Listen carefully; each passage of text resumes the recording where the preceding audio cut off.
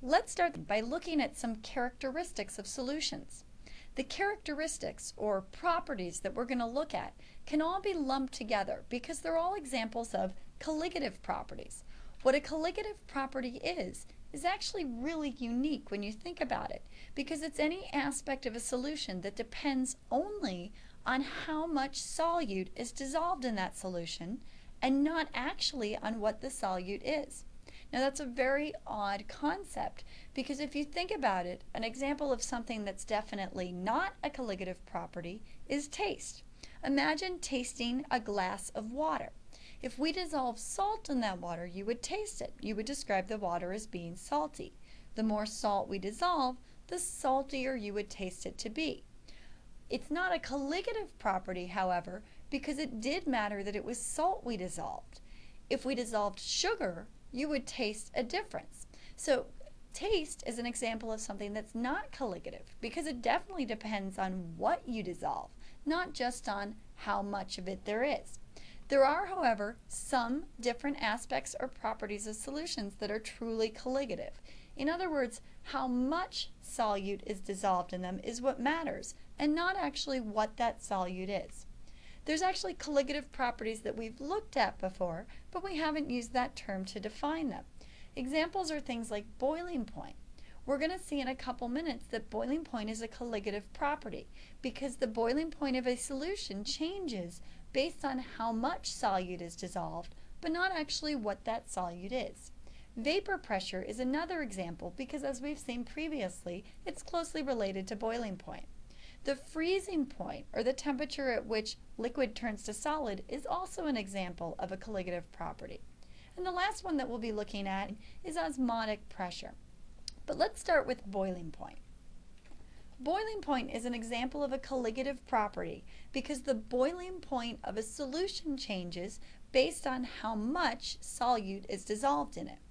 We saw earlier in the course that when you look at intermolecular forces, you can determine whether a substance will have a relatively high or a relatively low boiling point based on whether it has strong intermolecular forces or weak intermolecular forces.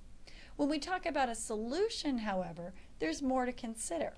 The more solute is dissolved in a solution, the higher the boiling point of that solution would go. But why? Well, the answer is really the same as the reason behind why some substances have higher boiling points than others. Let's look at an example. If we had a sample of pure liquid H2O, we saw earlier in this chapter and in chapter 8 that we can explain its high boiling point by looking at its intermolecular forces. Pure water has basically all the intermolecular forces we've covered, including hydrogen bonding, which we know is very strong, dipole-dipole, which is also fairly strong, and then the weak London dispersion forces that all molecules have. Now imagine what happens if we take that pure water and we dissolve something in it, like salt or sugar. When we dissolve that solute into the water, making the water a solvent, we somewhat affect its intermolecular forces. In an aqueous solution, meaning water with a solute dissolved in it, we're still going to have the same intermolecular forces that affected the normal water molecules. So hydrogen bonding, dipole-dipole, and London dispersion. But the difference between pure water and an aqueous solution is that in the aqueous solution, we've also added a solute. The reason a solute dissolves in a solvent is because the solute and the solvent molecules are attracted to each other. So that means in an aqueous solution, not only do I have hydrogen bonding, dipole-dipole forces, and London dispersion, I also have some amount of attraction between the solute and the solvent. If we're thinking about salt water, I have attraction between the sodium ions and the water molecules, and the chloride ions and the water molecules. The result of that is the more solute you add, the more intermolecular attractions you have. And as we've seen earlier, the more intermolecular attractions, the higher the boiling point. All aqueous solutions will have a higher or a hotter boiling point than pure water. So at sea level on a calm day, pure water boils at 100 degrees Celsius or 212 degrees Fahrenheit. An aqueous solution like salt water or sugar water would boil at an even higher temperature. This is why you may have heard that when we add salt to water, it makes something cook better or faster. The fact is, when you add salt to cooking water, you probably don't add enough to make a real impact on the boiling point, but at least the scientific concept is correct. The other aspect to boiling point is, since it's a colligative property, what we dissolve doesn't matter, but how much we dissolve does. So if we were comparing not just pure water and an aqueous solution, but instead we were comparing pure water and then more concentrated solutions like table salt, NaCl, dissolved in different concentrations, because boiling point is a colligative property, the more solute that's dissolved, the higher the boiling point. So between pure water, 1 molar sodium chloride, and 2 molar sodium chloride, we'd expect the most concentrated solution, the 2 molar sodium chloride, to have the higher boiling point. And as we learned in Chapter 8, the higher the boiling point, the more attracted those molecules are to each other, and the less likely they are to vaporize or become a gas. So we see the exact opposite trend for vapor pressure. The more concentrated the solute, the lower the vapor pressure. So pure water will usually have a higher vapor pressure than salt water in any form. Another example of a colligative property is freezing point. In other words, the temperature where liquid turns to solid. When we think about freezing, if we think about H2O, because that's something we all have experience with, we know that at warmer temperatures, H2O exists in the liquid form. Liquid, we know, can move around freely. It has an undefined shape, meaning it takes the shape of its container, and the molecules have a lot of freedom of motion.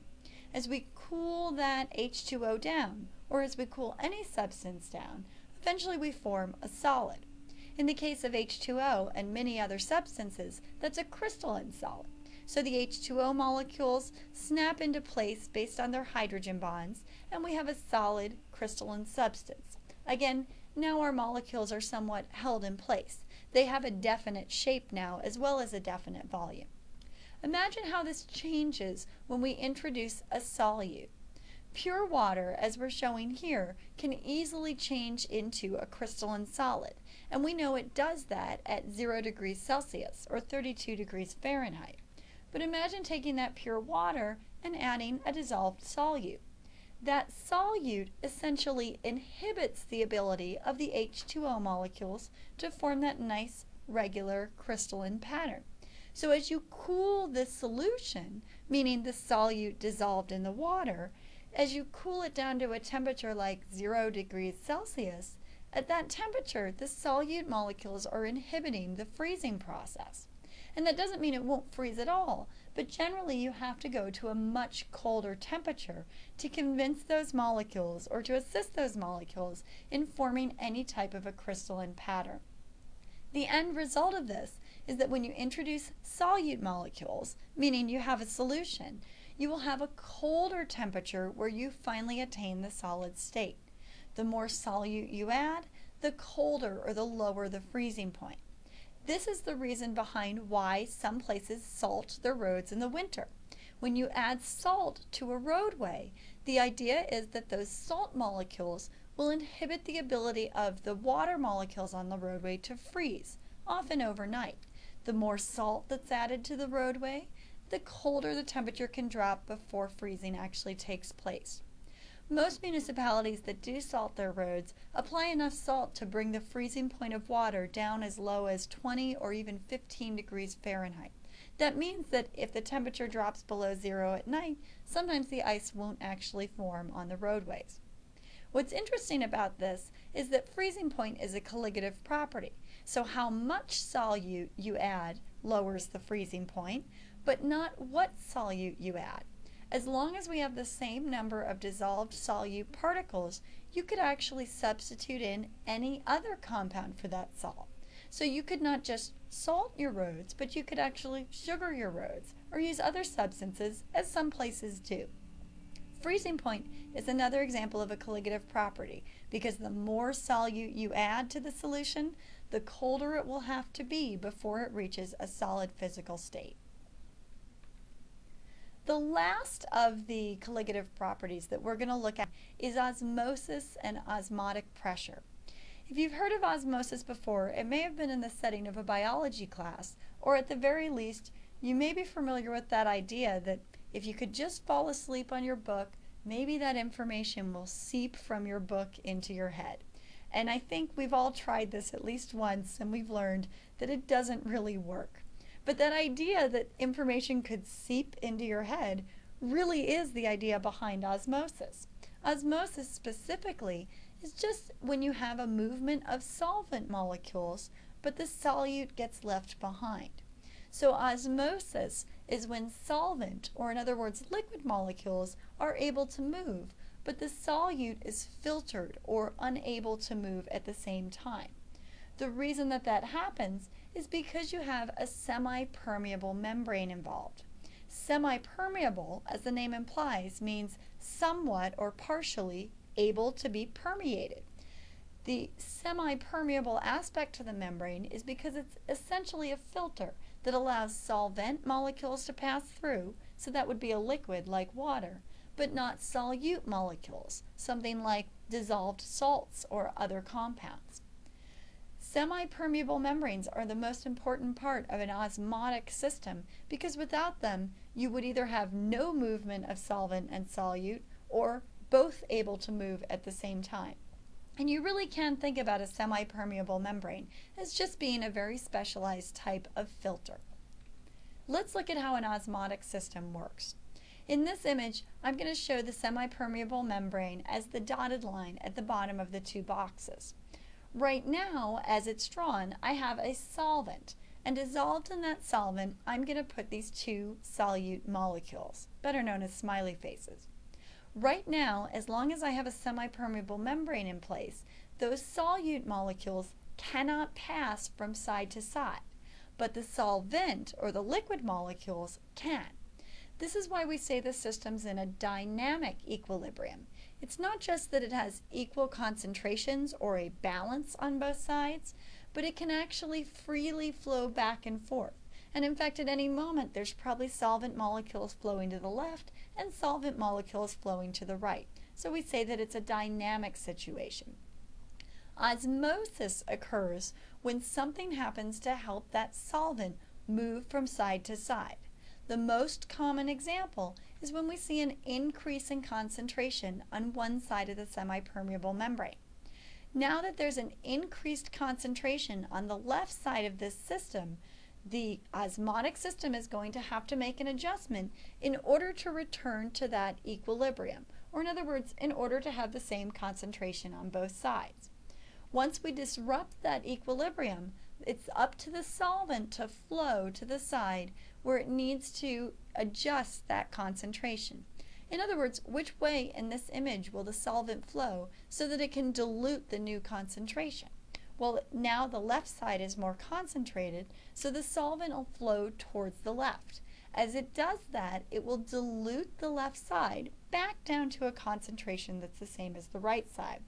When it does that, it brings an increased amount of solvent with it.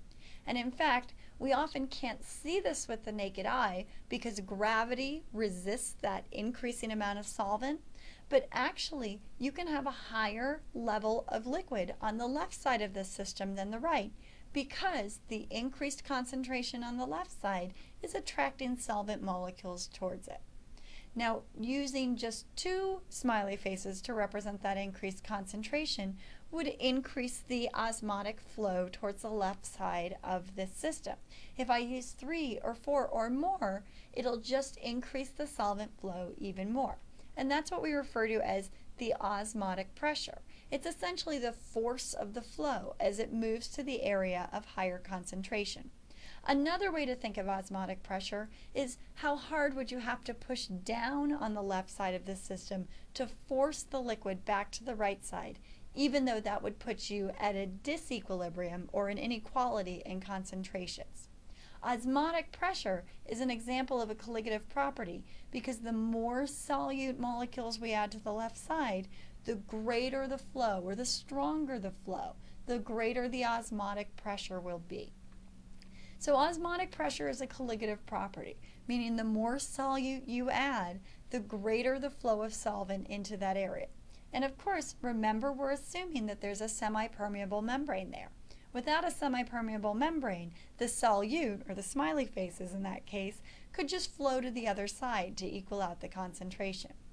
The one caveat to that is that the actual number of dissolved particles is what really matters, not necessarily how many particles you counted as we added them to that solution. Let's look at an example. Let's say that on one side of that osmotic system, I had a concentration of 6 molar NaCl. We know that that means 6 moles for every liter of liquid. Now with 6 molar NaCl, if we think back to chapter 4, we know that NaCl, or sodium chloride, doesn't exist in water as an entire molecule of sodium chloride. In fact, we know that it exists as sodium ions and chloride ions. Notice that for every 1 sodium chloride molecule, I actually get 2 ions. And if you look at the ratio here, for every 1 sodium chloride, I get 1 sodium and 1 chloride, which means this is almost like a 2-for-1 deal. So I'll have a concentration of 6 molar sodium and 6 molar chloride. In other words, I now have twice the number of particles as what I actually had to measure out to get this. We often express this in terms of osmolarity. It's the concentration of dissolved particles. And in order to find osmolarity, I really just need to look at the concentration and adjust it for the number of particles.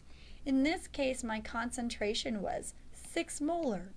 And I saw, based on the fact that it was sodium chloride, that I was going to get 2 particles for every molecule that I put in. That gives me a total of 12 osmolarity, or osmol.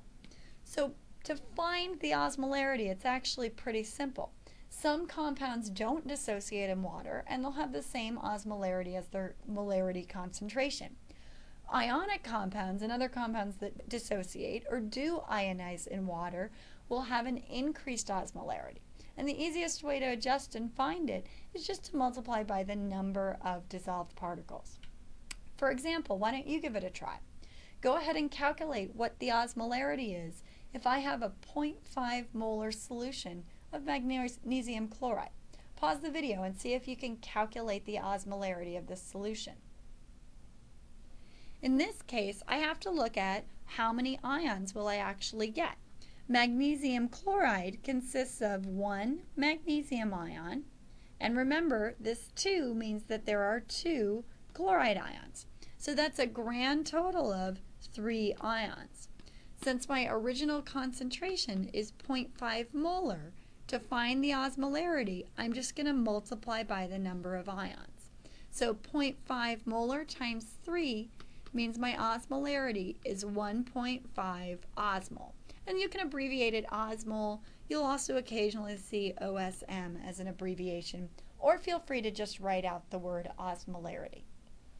The reason this is so important is much of the human body consists of semi-permeable membranes. One really classic example are blood cells. Blood cells are really just semi-permeable membranes. They have many different types of dissolved solutes, both inside and outside in the bloodstream, or the blood serum. When you think about a traditional red blood cell, you've probably seen the shape before. They're round, and they have that concave or divoted appearance on the top. That occurs when they have the same concentration of solute inside and outside. This is what we'd call an isotonic solution. What that means, iso, as we've seen before, means same. This means you have the same concentration inside the cell as well as outside the cell. So you would have the same concentration in the blood serum as well as in the cell in order to have that perfect shape.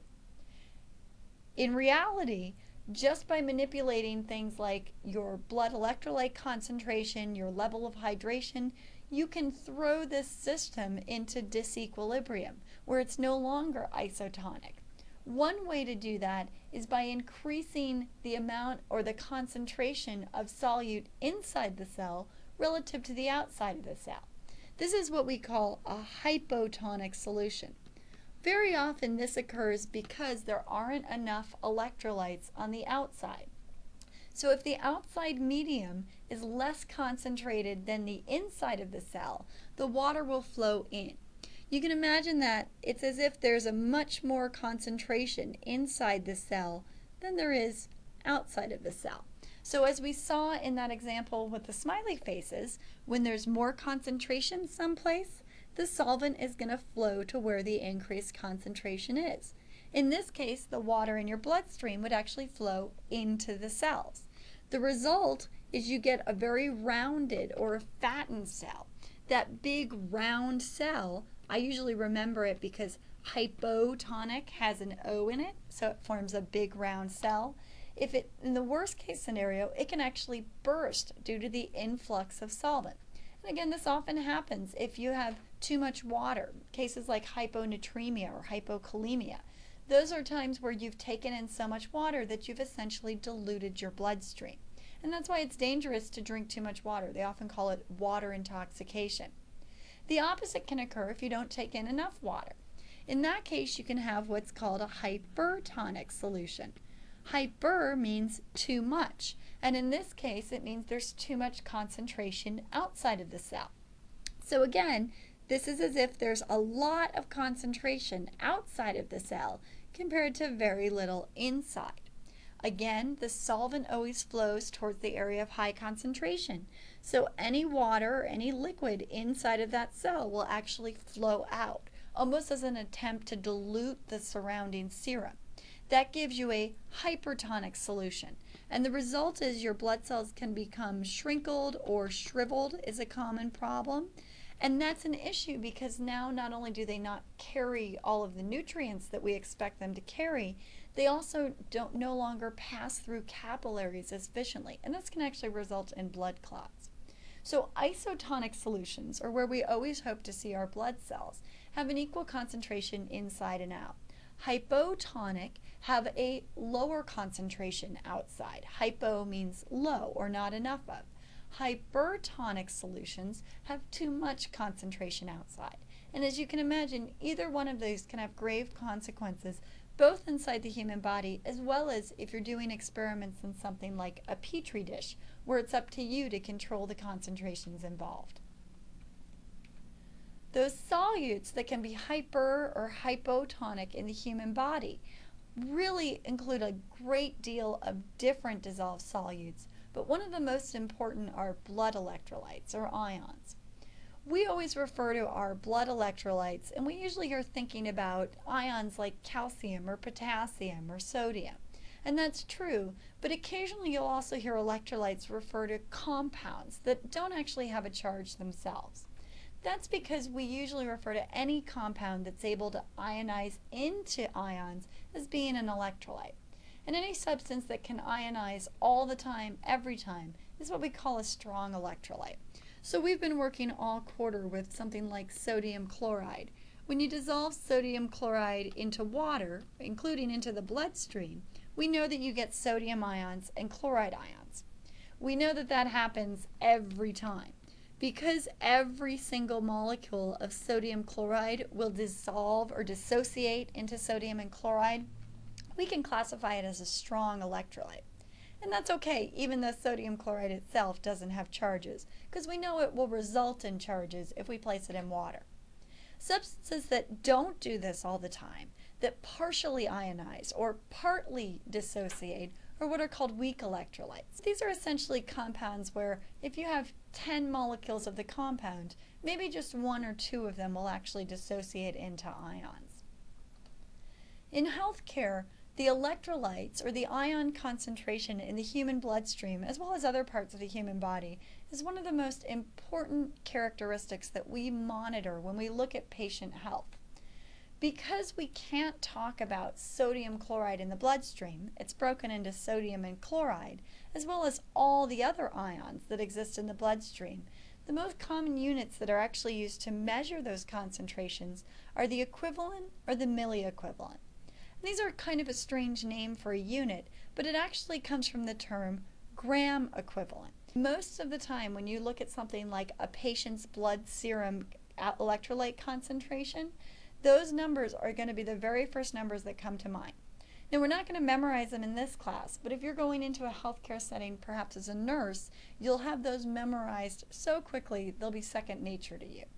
When we look in the human bloodstream, we can see a wide range of electrolytes. Here's just a few, and you'll notice that the most common way we look at their concentrations is in the unit of a milliequivalent per liter.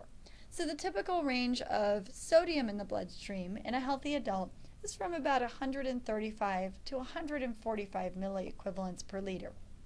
If it's too low, we call that hyponatremic. Too high is hypernatremic. Same thing with potassium. Potassium typically is 3.5 to 5 milliequivalents per liter. If we go below that, we call that hypokalemic. The potassium's K comes into the name there. And if we go above, it's hyperkalemic. You'll see later in your studies, if you go into something like nursing, what sort of biological conditions can cause that to occur.